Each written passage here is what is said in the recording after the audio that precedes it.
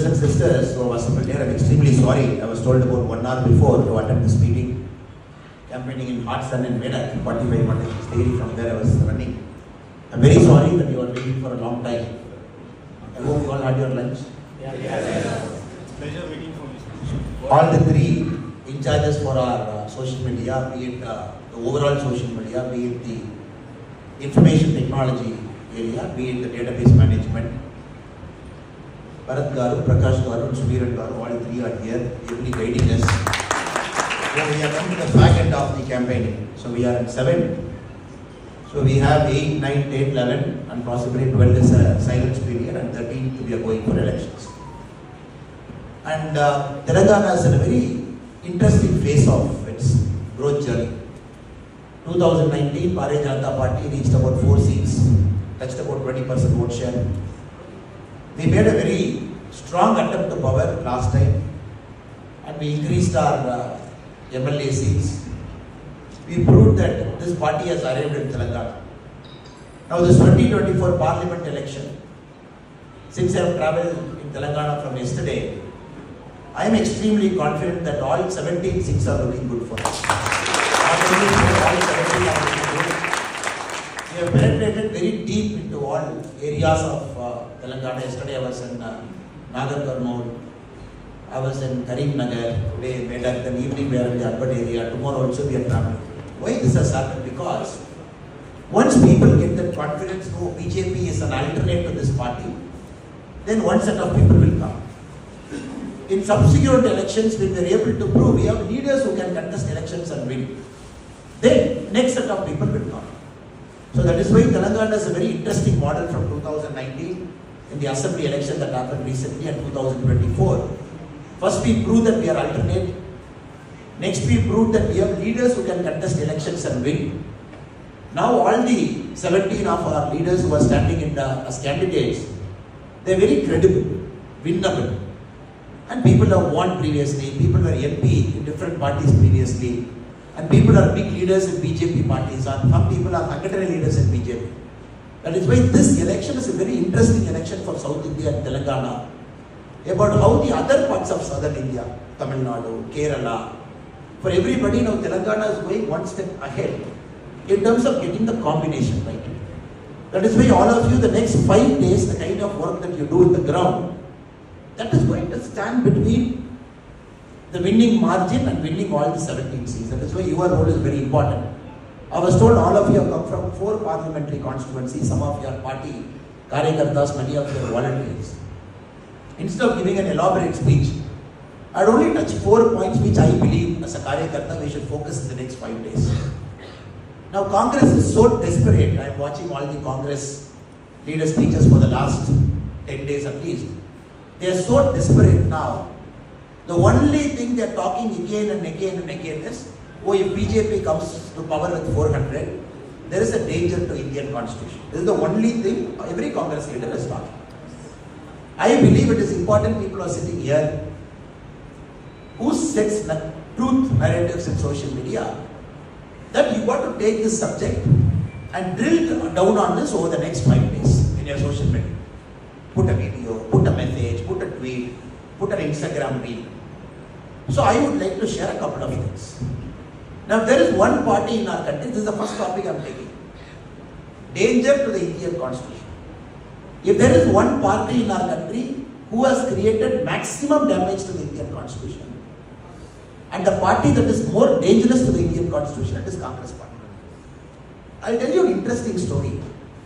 I want to check how many of you know this story. Any of you heard about the 39th amendment done by Indira Gandhi ji to the Indian constitution during the emergency period? 39th amendment. Okay. The 42nd amendment is very famous because that is where the maximum damage happened.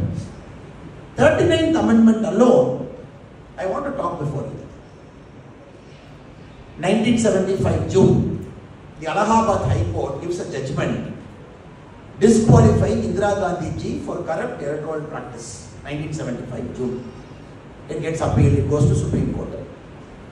Indira Gandhi ji in 1975, August 7 is a Thursday. August 7, 1975, she brings 39th amendment. saying that President, Vice President, Prime Minister, Speaker. This four people's election can never be challenged in a court, just to save herself. Again, remember, August 7 is a Thursday. Gets passed in Lok Sabha. Emergency period, you can pass whatever you want. August 8 is a Friday, which gets passed in Rajya Sabha. August 9 is a Saturday. 17 places where Congress is in power, 17 assembly. Mysteriously, Saturday morning, they all come to Legislative Assembly. All 17 states, Legislative Assemblies, they approve this amendment, 39th Amendment. 7 is over, August 7, August 8 over, August 9 over. August 10 is a Sunday. Sunday, the President is waiting. Let me sign, let me sign, let me sign. And the President signs. Mysteriously, you have to issue a gazette order. The bureaucrats are waiting on a Sunday, opening their office in our country. Oh, once the President is signing, I am going to release this as a gazette notification on Sunday. August 7, Lok Sabha passes. August 8, Rajya Sabha passes. August 9, Legislative Assembly passes. August 10th morning, President of our country signs. August 10th afternoon, Sunday, the government offices remain open just to send a gazette notification of 39th Amendment to the Indian Constitution. You all know by now, you must have guessed, because August 11 on Monday, this case is coming up for hearing in Supreme Court. So they want to tell the Supreme Court on Monday, August 11th morning, see, we have passed 39th Amendment. Nobody can question the Prime Minister, the President, the Vice President and Speaker. Those elections are not to be touched. Even in dictator rule countries, have you seen people do that? And this is a party that is talking about touching the Constitution. So my request to all of you is, you got to bring out through your social media into the public what they are capable of doing, what Congress has done, and the damage Congress party has done to Indian Constitution, and now they are talking about Indian Constitution. This is one example, 39th Amendment.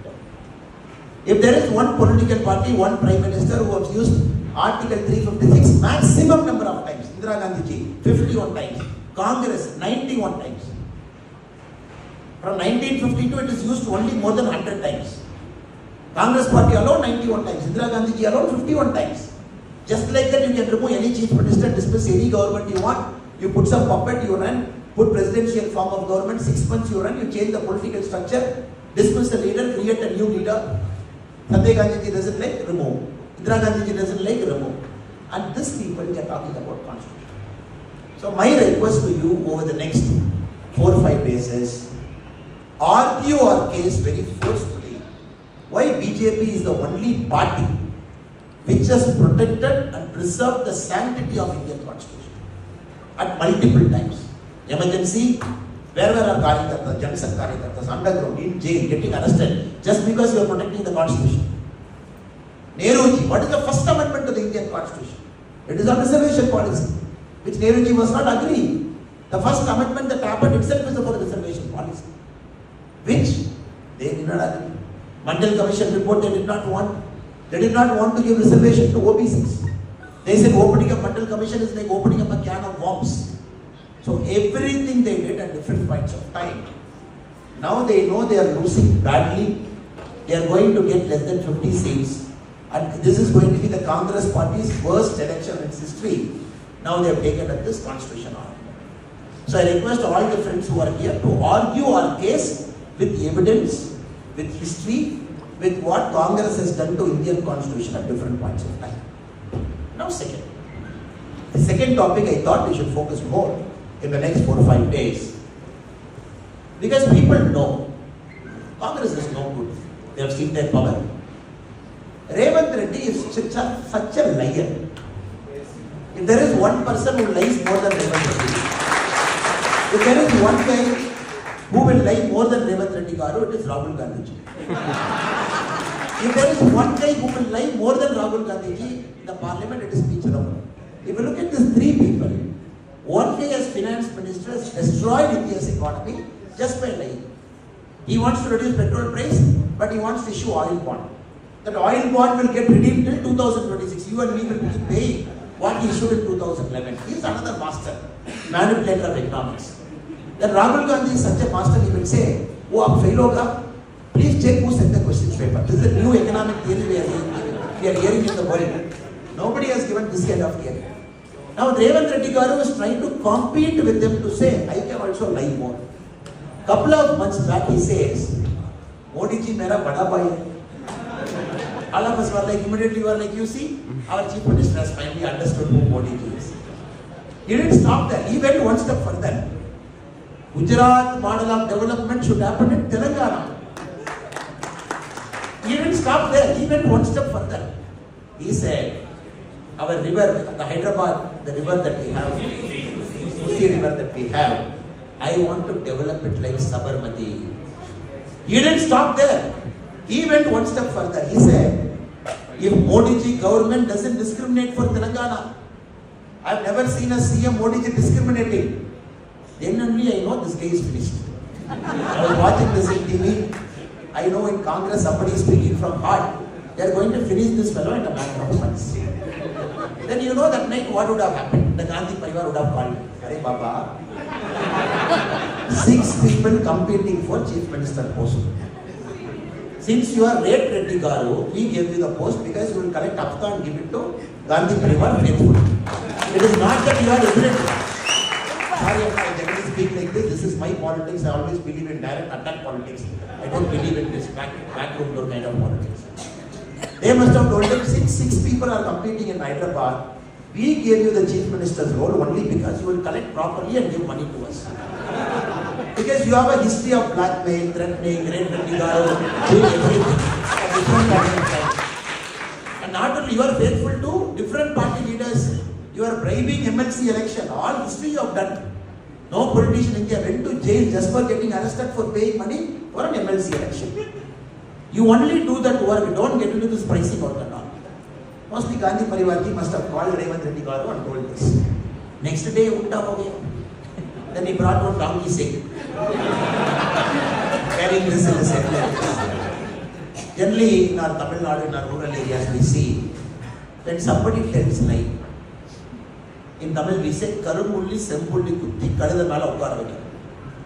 The literal translation in English is somebody tells a lie, you bring that guy, make him to sit on a donkey, put one black dot here, and make him to go in a donkey. That is like apologizing to the public that have done some wrong. In a village, normally used to happen. Now, these guys are carrying a donkey in their head, saying that, maaf kijiye, please, our apologies to Telangana people, because we came to power by lying. We said we will give you 6 guarantee. None of the each guarantee we were able to do. Telangana is more poorer after this case have come. And please, our apologies to all the public. That is why they are carrying a donkey in each stage they are doing. So this also we have to take to the voters of Telangana to say what liars they are. 3 months before you praise Modi ji. Praising Modi ji is great, that is one praise, that is okay. But this guy went further. Modi ji acha aadmi hai, Modi ji bada bhai hai, hamara ko Gujarat model of development chahiye. Sree river should be converted to Sabarmati, where we have to play. And then no discrimination has happened to Telangana. You spoke everything. And then overnight, you know, they are going to change this fellow and bring the next fellow as CM. Suddenly, this fellow wants to say that, no, this is happening, that is happening. Friends, we have to understand, a chief minister gets a respect for his chair only if he behaves as a chief minister. That we have to understand. In politics, when somebody is going below the belt, in our BJP, Parivar, what we do is, we argue our case with proper facts and evidence. I believe this is a time in the next 5 days, we all have to flood our social media with evidence. Constitutional damage, 39th Amendment, August 7, August 8, August 9, August 10, August 11. Then Supreme Court again threw away the article, Amendment 39. That's a different argument. In Raj Narayan versus Indira Gandhi, the 39th Amendment was thrown away. We have to tell the people of Telangana what fraud they are. And what fraud our Chief Minister Revanth Reddy Garu is. And what fraud you want to classify. Okay, Ambedkar ji, anybody is reading the Constitution of India debate, is very clear. Religion-based reservation he was dead against. Very clear. No religion-based reservation. In In Tamil Nadu, Kalaignar Karunanidhi's time, he brought religious-based reservation. He said, okay, 3.5% I am going to give among the OBC reservation to Muslim, 3.5% I am going to give it to Christian. So Karunanidhi knows, oh, court will strike it down. He said some Muslims are going to classify as forward caste, some Muslims are going to classify as backward caste. This reservation is applicable only to backward class Muslims. So he wanted to escape that court order. Then he said 3.5% to Christians. Do you know what happened in Tamil Nadu? The Christian community delegation went and met the CM. They said, we don't want 3.5% Christian quota. In the overall quota, we are very happy. So please don't give us Christian quota. So the 3.5% was taken. In Tamil Nadu, the Muslim reservation 3.5% among the OBC is for the OBC Muslim. What Karnataka did? They gave a general religious quota which was taken away. So Karnataka government issued a GO saying that all Muslims are classified OBC. See? All Muslims are classified OBC. Now Telangana and Andhra had a very unique model at different points of time. This is what we are opposing. We are opposing the concept of religion-based reservation, which was elaborately discussed during the Constitutional Assembly debate, which Ambedkar ji was dead against. Now you want to increase the basket. So that is going to reduce the opportunity for SC, opportunity for ST, and opportunity for OBC. Because you are bringing religion into it, the same quota you are pushing further. So our SC brothers, ST brothers, and OBC brothers, they are going to suffer because of Congress stupidity. This is something we got to argue our case in a very elaborate way to say religion-based reservation is a danger to SC community, ST community, and OBC community because it is going to eat away their reservation which is already in existence. This I believe we got to do more in the social media sphere to argue our case to say what Congress is doing is a disservice. The fourth one, the Congress concept of redistribution of wealth. Now we have to understand, when Nehruji took over as India's Prime Minister, he was always dead against the concept of profit. When J.R.D. Tata met him at one point of time, when they were having a longer conversation, because we all know the Tatas at that point of time, on all the business groups, the Bombay plan, the Tata Birla plan that was made, which was guiding the government, our business economic plan should be. So all the business houses had close relationship with Congress at that point of time, because during independence they were fighting for us. When J.R.D. Tata ji said to Nehruji, our public sector units should start making profits. It cannot be secret. Do you know what Nehruji said? He said, no, never talk about profit. Profit is a dirty word. You don't want to hear the word called profit. Then onwards, continuously, if you look at Congress, their mindset was much worse than communist.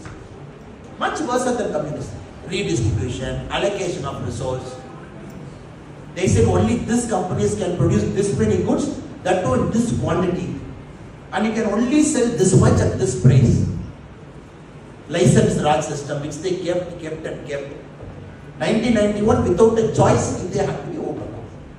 Now Rahul Gandhi has become a master. He wants to bring everything together. He wants to bring Stalin's Russia. He wants to bring Mao Zedong's China. He wants to bring Cuba. He wants to combine everything and he's bringing a new concept called redistribution of wealth. Make India as Now everybody is asking, where did Rahul Gandhi say? Rahul Gandhi has spoken multiple places over the last many months. Caste survey we will do, which he spoke, the legislative assembly elections, people have rejected it.